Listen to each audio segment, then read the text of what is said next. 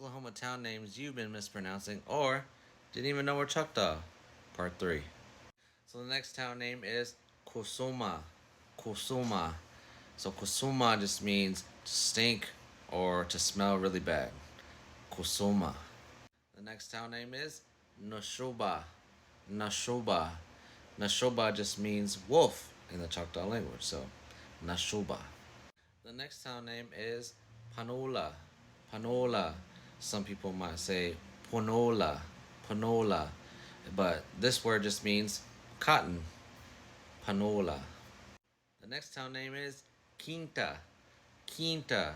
This word just means beaver. Quinta. The next town name is Tashkahuma.